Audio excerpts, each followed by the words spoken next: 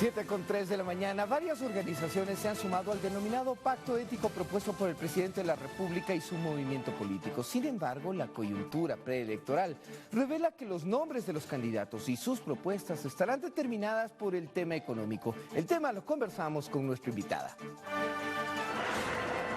Soledad Buendía, asambleísta por Alianza País. Soledad, muy buenos días, bienvenida a este espacio. Antes de abordar los temas que planteábamos en la introducción de esta entrevista, quisiera empezar por la coyuntura. El día sábado, domingo, durante el fin de semana, se publica en un diario de la capital una encuesta que no es tan reciente, pero que se centra en los datos que tienen que ver con la función legislativa. Dicen que la desaprobación a este poder del Estado ha crecido en el 16% y citan como fuente a la casa encuestadora Cedatos. ¿Cuál es el parecer? ¿Cómo reaccionan ustedes? ¿Están cayendo en lo que alguna vez fue el Congreso? Bueno, importante pregunta. Primero quiero saludar a la ciudadanía que nos escucha. Gracias por la invitación. Yo creo que las encuestas son justamente una foto del momento. Son una herramienta que permite a los diferentes actores políticos pues darnos la posibilidad de estrategias, de análisis y quizás de hacernos las preguntas correctas. Aquí hay que analizarlo tanto en el contexto internacional como en el contexto histórico. Nuestro Parlamento está por encima de la calificación de varios otros parlamentos, como el del Perú, como el de Bolivia, como el de Argentina, como el de Chile. Creo que esto es importante en función de que los parlamentos son la representación de diferentes posiciones, diferentes intereses, y esto sí, claro, impacta de manera particular en la credibilidad, en la confianza, en la gestión que los ciudadanos esperan de nosotros como parlamentarios. Recordemos, por ejemplo, en el año 2006, 9 de cada 10 ecuatorianos rechazaban y cuestionaban tanto al gobierno como al Congreso de ese entonces. Y le planteo la pregunta porque, como decía yo al final, ¿no van ustedes en el mismo camino? Pues, por ejemplo, se suman episodios como el de la semana anterior de decidir archivar el juicio al ministro de Educación.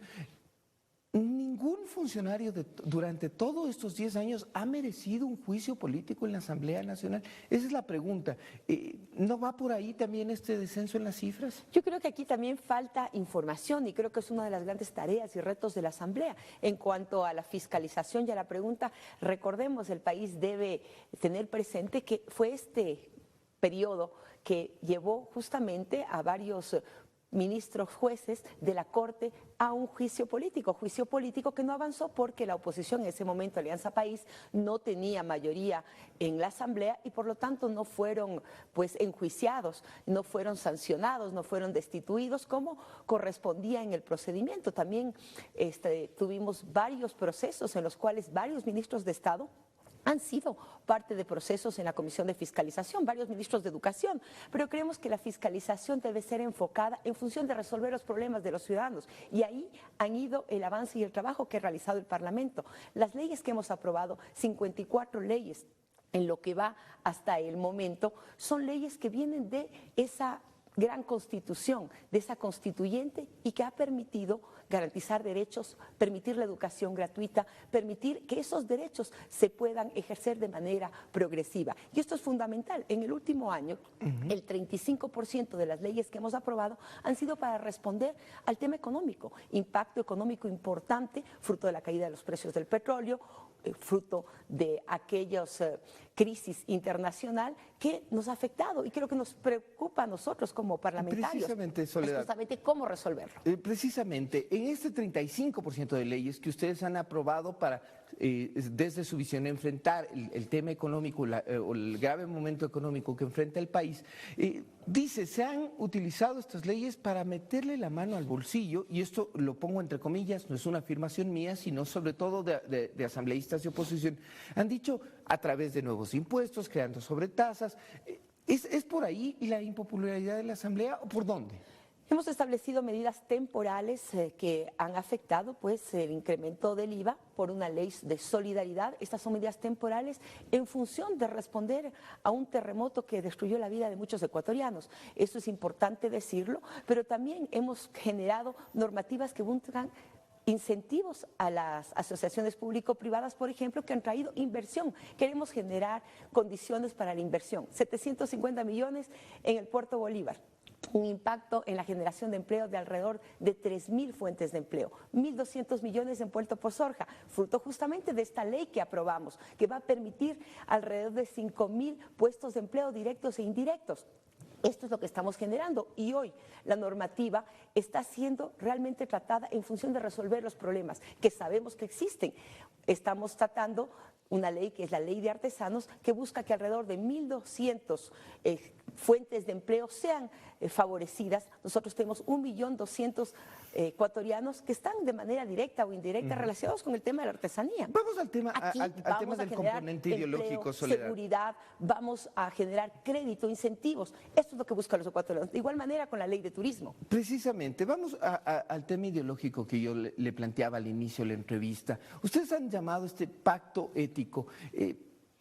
No es una dedicatoria precisamente a Guillermo Lasso, cuando dentro del discurso de ustedes mismos ha estado denunciar que el ahora precandidato de Creo tiene algunos componentes de su patrimonio en Panamá constituyendo un banco. ¿No es dedicarle a él proponer una consulta justo en el mismo día de elecciones? Nosotros el pacto ético lo planteamos en el 2006, cuando planteamos una ética en la política. Y esta ética en la política obviamente afecta a determinados intereses. Muchas de nuestras leyes ya están afectando intereses. Cuando aprobamos la ley para erradicar el lavado de activos, por ejemplo, cuando estamos planteando que no se permita la elusión fiscal, cuando estamos planteando una reflexión ética sobre si planteamos pues la inversión en el país, el desarrollo y el empleo, pues cómo es coherente que tengamos recursos en paraísos fiscales donde esos recursos no tienen rostro, donde no pagan impuestos, donde no permiten el desarrollo del país. ¿Cuál va a ser el gran debate en la campaña? Y precisamente, yo supongo que desde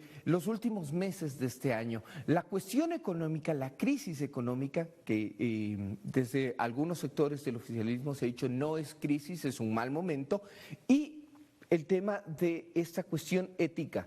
¿Cuál de los dos va a ser el tema de la siguiente elección? Bueno, yo creo que los dos serán importantes. El tema económico es fundamental. Recordemos que la economía es cíclica y por lo tanto este es un tema temporal.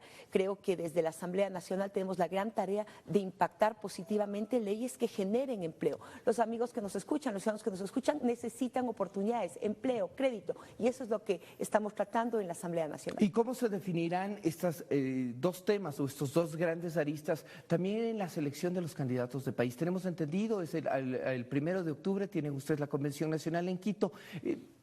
¿Por cuál de las dos aristas se van a decantar a la hora de definir cuál va a ser la propuesta de debate en campaña? Bueno, nuestra propuesta programática la hemos debatido, la hemos construido durante todo este tiempo, más de 2.000 conferencias ideológicas que permiten poner justamente al ser humano sobre el capital y que este enfoque económico permita dinamizar la economía, dar respuestas a un momento difícil que pasan los ecuatorianos, las familias ecuatorianas. El 1 de octubre será nuestra convención, ahí tendremos ya la posibilidad de darle al país la propuesta no solo programática, sino acompañada de esas figuras que podrán continuar con este proceso de la revolución ciudadana que ha garantizado derechos y que va a dar respuestas al país, sobre todo en el ámbito económico, a partir de leyes, como les decía, la Ley de Artesanos, la Ley de Turismo, que va a impactar positivamente en la generación de empleo. Muchísimas gracias, Soledad, por comparecer a este espacio. 7:12, pausa y volvemos.